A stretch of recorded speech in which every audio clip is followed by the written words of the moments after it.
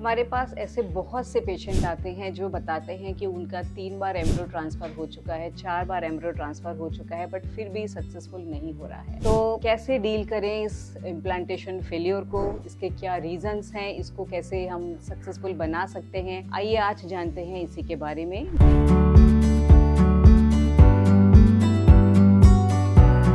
Doctor Swati Verma, senior consultant Jindal IVF centre. आज आपको implantation failure से जुड़ी हुई कुछ इंपॉर्टेंट इन्फॉर्मेशन देना चाहती हूँ। तो पहले तो आप ये समझिए कि इम्प्लांटेशन फेल्योर है क्या। इम्प्लांटेशन फेल्योर का मतलब ये है, जैसे कि हम एक रूटीन एक एग्जाम्पल से समझ सकते हैं कि एक ग्राउंड चाहिए होती है, एक जमीन चाहिए होती है जो उपजाऊ होनी चाहिए, एक अच्छा बीज चाहिए होता है और एक इन्वायरमेंट चाहिए होता है, तभी एक पौधा उसमें पनपता है।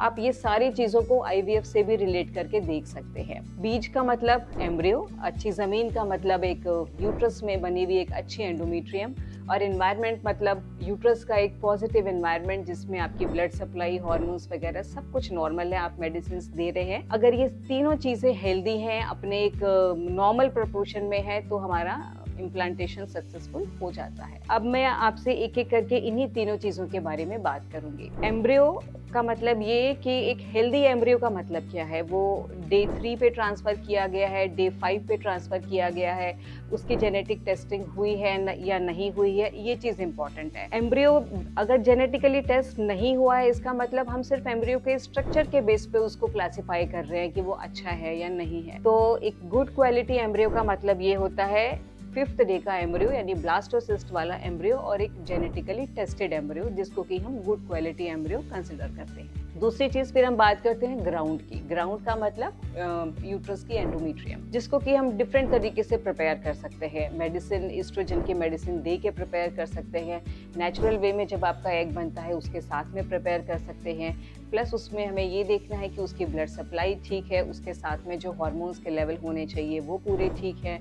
तो अगर ये सारा कुछ ठीक है तो हम ये मान सकते हैं कि हमारी जो यूट्रस है वो नॉर्मल है। अगर इनमें से कहीं भी कोई प्रॉब्लम है, प्रॉब्लम इन द सेंस कि यूट्रस की लाइनिंग ठीक नहीं बन रही है, एंडोमेट्रियम थिकनेस अच्छी नहीं बन रही है, यूट्रस के एंडोमेट्रियम इरेगुलर है, या उसमें एडीजन्स हैं, या फिर यूट्रस में कुछ पॉलिप जैसे हैं, कुछ एक्स्ट्रा ग्रोथ हो रही है, कहीं पे कोई फाइब्रॉइड है, या ओवरऑल यूट्रस की शेप ठीक नहीं है, उसमें कुछ पार्टीशन जैसा है जिसको कि सेप्टम बोलते हैं, या यूट्रस का स्ट्रक्चर ओवरऑल ऐसा है कि उसके एंडोमेट्रियम एक ही पार्ट में बन रही है, जिसको कि यूनिकॉर्नुएट यूट्रस भी कह सकते हैं। अगर इस तरह के कोई प्रॉब्लम है तो ये हमारी एक हेल्दी एंडोमेट्रियम नहीं मानी जाती है।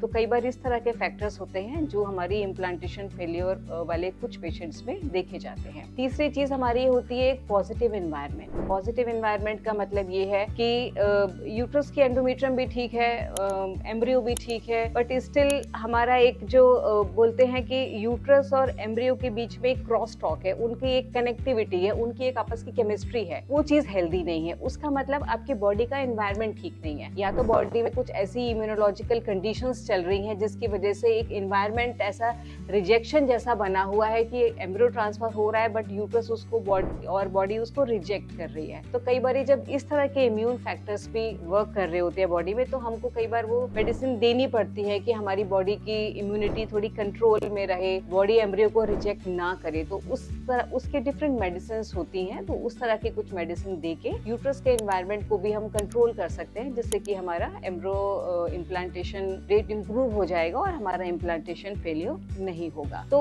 ओवरऑल ये 3 चीजें हैं जिस पे हमें वर्क करना होता है। एक गुड क्वालिटी एम्ब्रियो, एक हेल्दी एंडोमेट्रियम, और एक पॉजिटिव एनवायरनमेंट जिसमें कहीं बॉडी में कुछ ऐसी रिजेक्शन जैसी चीज हमारी ना हो। सबसे लास्ट में जो इम्पोर्टेंट चीजें होती हैं वो हमारी होती है हमारा मेडिसिन इनटेक। हमारा मेडिसिन इनटेक जो भी हमारी जिस भी तरीके से हमको आईवीएफ से रिलेटेड मेडिसिन एम्ब्रियो ट्रांसफर के बाद और एम्ब्रियो ट्रांसफर से पहले दी जाती है, वो मेडिसिन हमें मिस नहीं करनी है, टाइम पे लेनी है। और उस मेडिसिन से अगर हमें किसी भी तरह की कोई प्रॉब्लम होती है, कुछ फीवर आ रहा है, या वो मेडिसिन के बाद कहीं कोई स्पॉटिंग है, ब्लीडिंग है, या फिर इंजेक्शन लगने के बाद कुछ लम्प्स जैसे बन गए हैं, तो हमको अपने कंसर्न डॉक्टर को जाके इस बारे में बताना है, जिससे कि अगर जरूरत है तो हम वो मेडिसिन चेंज कर पाएं और हमारा इम्प्लांटेशन का रेट फिर इम्प्रूव हो पाए। तो आई होप कि आपको इम्प्लांटेशन फेलियर से जुड़ी हुई कुछ इन्फॉर्मेशन